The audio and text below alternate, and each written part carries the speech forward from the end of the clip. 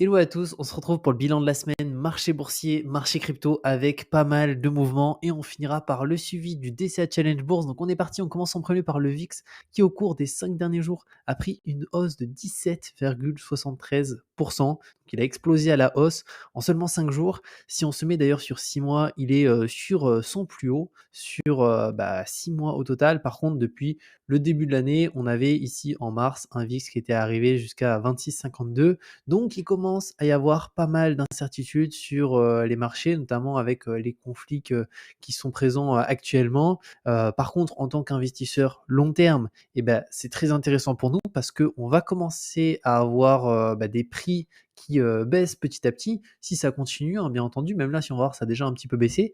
Et donc, c'est des opportunités qui, à long terme, sont vraiment géniales. Mais sur le court terme, eh ben, effectivement, ça baisse. Donc, on peut voir son portefeuille qui baisse un petit peu, mais il n'y a rien de grave si on investit sur 10, 15 ans, 20 ans. Au contraire, vaut mieux avoir des marchés qui baissent actuellement. Après, au niveau du CAC 40, 5 derniers jours, moins 3,04.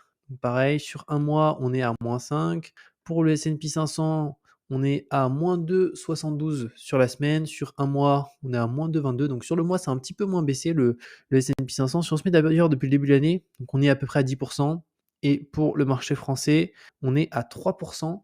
Donc pour le marché français, on est bientôt flat, hein. Donc là, il manque plus grand-chose pour se retrouver à 6 600 points. Il manque 200 et quelques, donc il manque pas grand-chose.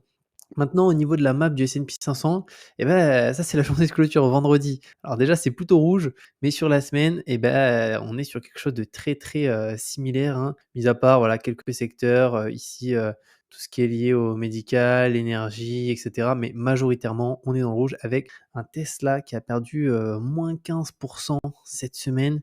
Ils ont annoncé leurs résultats et par rapport aux résultats qui étaient attendus, c'était pas ce que les personnes voulaient concrètement. Ils attendaient des meilleurs résultats. Amazon, ça baisse, Apple, ça baisse, Nvidia, ça baisse. Donc toutes les actions quasiment baissent, et notamment les grosses capitalisations qui font beaucoup baisser les indices. Mais si on se met depuis, on va se mettre depuis year to date performance. Donc là, on va pouvoir voir. Ça, c'est intéressant. C'est depuis le début de l'année. Donc depuis le début de l'année, si on regarde Google, plus 54. Alors on va pouvoir aller vérifier si c'est bien ça, mais je pense. Je vais pouvoir aller vérifier juste ici. Google, depuis le début de l'année, on est à 52, donc il y a un petit décalage, mais on est très très proche. Alors on va se remettre sur Orpea pour tout à l'heure. Et ensuite, après cette map du S&P 500, on va se mettre ici sur les actions qui vont avoir lieu cette semaine. Alors, tout d'abord, on est sur la semaine du 25 juste ici, donc on a un discours de la Fed. Donc le but ici, c'est pas d'augmenter ou de baisser les taux, c'est plus de faire un compte rendu de ce qui se passe actuellement et de où est-ce qu'on en est. Et après, on a d'autres éléments qui vont avoir lieu dans la semaine. Et ça, c'est aussi au sein de la semaine. Donc le revenu des ménages, les dépenses des ménages, le corps PCE. Donc ça, c'est un indicateur qui comprend 4 éléments. Et on aura par contre la semaine prochaine, ici, une conférence de la Fed avec Jerome Powell et des décisions sur les taux. Ce ne sera pas maintenant, dans un peu plus de 7 jours. Et donc là, par contre, ça risque d'être un événement assez important qui aussi a un impact sur les marchés. Après ça, notre graphique euro-dollar, 5 derniers jours, on est à 0,84. Donc notre euro a relevé un tout petit peu la tête parce il était en train de se noyer depuis le début de l'année. Donc ça, c'est quand même pas mal. On a une petite remontée de notre euro. On est presque à 1,06 parce que sur 6 mois, on est quand même à -3. Donc ça faisait que baisser. On était à 1,12 ici. Après, si on se met sur un an, et ben là, on peut voir un petit peu qu'est-ce que ça a donné. Donc 0,98. Actuellement, on est à 1,0593. Donc c'est pas mal, mais encore une fois, si on se met sur une vision long terme, on peut voir que notre euro, il avait remonté la pente un petit peu ici en octobre. Et là, ça a commencé à redescendre. Ah, j'espère qu'il y aura un petit rebond. En tout cas, c'est quelque chose qui est souhaitable pour la monnaie qui est l'euro. Après, Orpea, on l'a vu un petit peu rapidement tout à l'heure en passant, 5 derniers jours plus 10%. Alors Orpea, on est toujours autour des 1 euro. Pour le coup, ça baisse pas tant que ça, hein. Je me suis dit que ça allait encore baisser. Bon, ça baisse pas tant que ça a perdu 80, peut-être 99%, mais 99%. Mais je pensais que ça allait plus vite à 0 et au final, on fait des bilans de la semaine depuis maintenant plusieurs mois, on n'est toujours pas à 0. Donc ça prend du temps, mais je pense qu'à un moment, Orpea, se retrouvera en dessous de l'euro, symbolique. Affaire à suivre, mais en tout cas là sur un mois, on est à -4, 6 mois à -58 et depuis le début de l'année, on est à -82 donc ça fait son petit chemin petit à petit. Après les cryptos, alors là les cryptos plutôt cool pour, nous, enfin pour ceux qui investissent en crypto. Sur les 7 derniers jours, on a eu, de très, très bonnes nouvelles, donc BTC +11, l'Ether ici +4 et ici les gros altcoins, aussi, ça s'est bien passé, notamment Link ici, hein, qui a fait un +25. On va avoir aussi Matic qui a remonté un petit peu plus, 8 en sachant que Matic, voilà, il y a quelque temps ça valait, 1 hein, donc ça a quand même énormément baissé. Par contre pour BTC, on n'est pas très loin des, 30 000 $. On va voir notamment, pourquoi, qu'est-ce qui se passe au niveau des cryptos? Alors premièrement, ce fameux ETF Bitcoin Spot, donc on a JP Morgan, la banque qui affiche un optimisme accru par rapport, à ces ETF, spot qui normalement devraient être acceptés, par la SEC. Bon après, on verra, hein, mais ce qui est sûr, c'est qu'ils ont indiqué les dates qui vont être, alors en fait, là, on a les premières deadlines, les secondes deadlines et les deadlines finales. Donc ça va dépendre des ETF, en fait, par rapport à la date de dépôt. Donc là, on peut voir qu'il y a plusieurs. Il y a Invesco qui a fait un dépôt, il y a iShares, donc BlackRock, il y a ARK, qui a fait aussi un dépôt, bref, il y a énormément ici de dépôts d'ETF de part des gros acteurs et le premier où on aura les résultats, le calendrier d'approbation des ETF Bitcoin Spot reste incertain, mais devrait avoir lieu d'ici quelques mois et très probablement avant le 10 janvier 2024, date limite finale des candidatures pour ARK Invest et 21 Share. Il s'agit du premier délai final auquel la SEC est confrontée.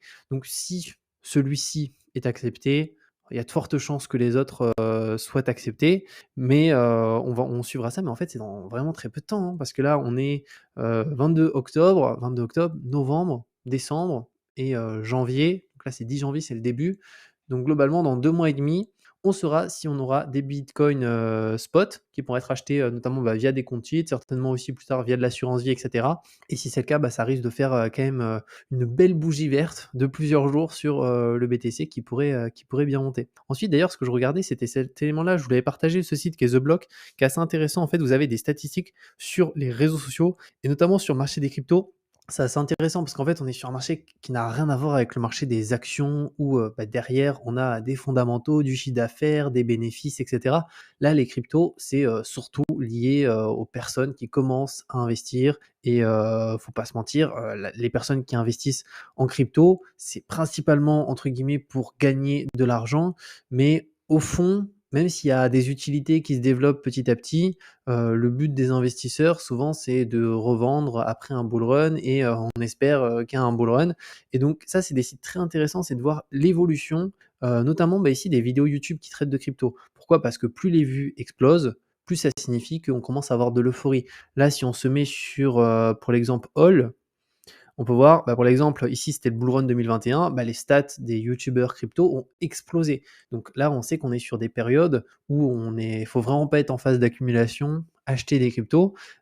À l'inverse, là, on est encore très très très bas. Alors ça peut aller encore plus bas, hein, et qui sait, il y aura pas de bull run non plus, hein, donc il faut faire très attention. Et si on s'expose à ce marché, voilà, faut mettre une petite partie de son patrimoine et en aucun cas mettre 50%, 100%, à part si on est vraiment prêt à tout perdre.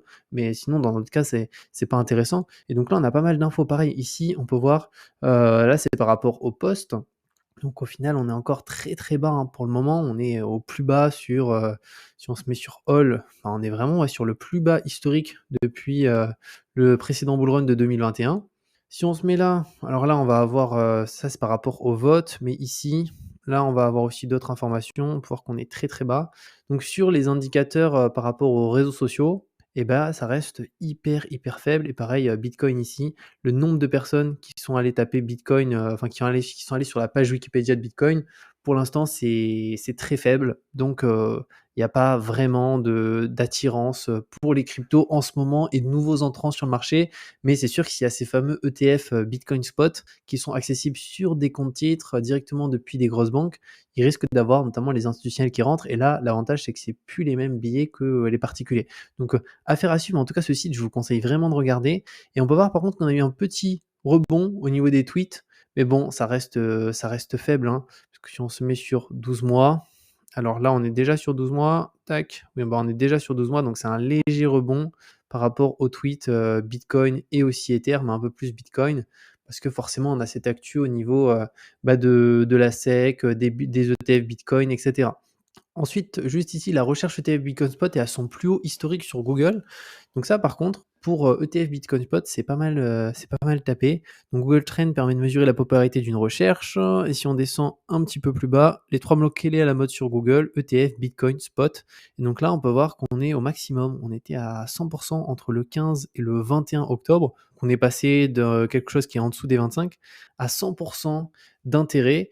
Et pour le coup, une grosse popularité. Après, en fait, c'est lié à une fake news qui a eu, bah, cette semaine sur l'approbation d'un fonds Bitcoin négocié en bourse et et en fait, bon, on a eu aussi le CEO de BlackRock qui en a parlé, disant que finalement cette fake news, bah, même si c'est un problème et que c'est faux, ils se sont trompés, bah, ça montre qu'il y a un désir, voilà, des ETF BTC. Mais on peut voir que rien qu'une fake news ici, le Bitcoin a pris déjà une belle partie. Donc on verra, hein, on va suivre tout ça. Mais en tout cas, il commence à se passer un petit peu des choses au niveau du marché crypto, mais on peut voir que pour l'instant, on reste toujours sur une période, heu, personne s'y intéresse concrètement, mis à part les personnes qui sont dans la crypto. Mais sinon, personne s'intéresse vraiment aux cryptos, actuellement. Et ensuite, on a aussi Binance, ça c'est plutôt cool, qui remet l'euro au menu de sa plateforme crypto. J'en avais parlé, je crois que c'était il y a quelques semaines, voire même il y a quelques mois, où Binance, bah, finalement, on n'avait plus la possibilité de sortir, de déposer des fonds en euros et on devait, oui, sortir ces fonds avant une certaine date qui est passée actuellement. Et là, du coup, ils ont retrouvé des partenaires parce qu'ils travaillaient avec PaySafe, mais pour le coup, PaySafe, bah, ils ont abandonné le partenariat avec Binance. Et donc là, maintenant, ils ont trouvé d'autres partenaires. Et donc, ça va être de nouveau possible de déposer, de faire des virements directement en euros sur Binance. Notamment intéressant pour ceux qui ont la carte Binance avec le cashback. Donc, ça va être de nouveau possible prochainement. Et c'est plutôt une bonne nouvelle. Et on finit par le DCA, donc le bilan du portefeuille. Donc j'ai fait des captures d'écran. En fait, je trouve ça plus simple qu'à chaque fois que je sorte le téléphone, que j'enregistre, etc. Donc 22 octobre, on est le 22. Au niveau de la journée de clôture, on a fait 1,03. Si on va regarder ce qu'a fait le S&P 500, parce que je compare à chaque fois au S&P 500 ce portefeuille-là de DCA, il a fait 1,26. Donc on a fait à peu près pareil, on a un petit peu moins baissé. Et sur 5 jours, moins 2,72. Et nous, on a fait moins 2,70. Donc voilà, on a fait exactement pareil que un ETF S&P 500 tout court. Donc voilà par rapport à ce DCA. Après, voilà, si ça continue à baisser, c'est vraiment pas le moment pour ceux qui font du DCA de l'arrêter. Au contraire, c'est vraiment lorsque ça baisse qu'il faut continuer son DCA et beaucoup de personnes font l'inverse. Dès que ça monte de manière parabolique, ils font le DCA et après ils arrêtent. Donc voilà, j'espère aussi que cette analyse à chaque fois de ce petit portefeuille, parce que c'est un portefeuille DCA, c'est celui que je partage en vidéo. C'est pas mon portefeuille personnel, même si c'est un vrai portefeuille, c'est du vrai argent. Mais c'est un petit portefeuille que je fais petit à petit pour le partager tous les dimanches et montrer que ça peut être intéressant hein, de faire du DCA sur différents ETF. Donc là, c'est notamment du Smart Beta et on a aussi quelques autres actifs. Donc voilà par rapport à tout ça. N'hésitez pas si vous avez la moindre question. Je vous mets aussi, si ça vous intéresse, la liste des meilleurs ETF World Smart Beta en description, la liste des meilleurs ETF PA en description et le lien si vous souhaitez aussi ouvrir un compte titre Trade Republic pour commencer à investir en bourse en faisant notamment des plans d'investissement pour ne pas avoir de frais. Il y a souvent des bonus à l'inscription et l'ouverture est gratuite. Je vous mets une autre vidéo sur la chaîne, juste, je crois que c'est de ce côté-là, ici. N'hésitez pas à aller la voir, je vous mets mon guide complet sur l'assurance vie et on se retrouve très bientôt pour une nouvelle vidéo.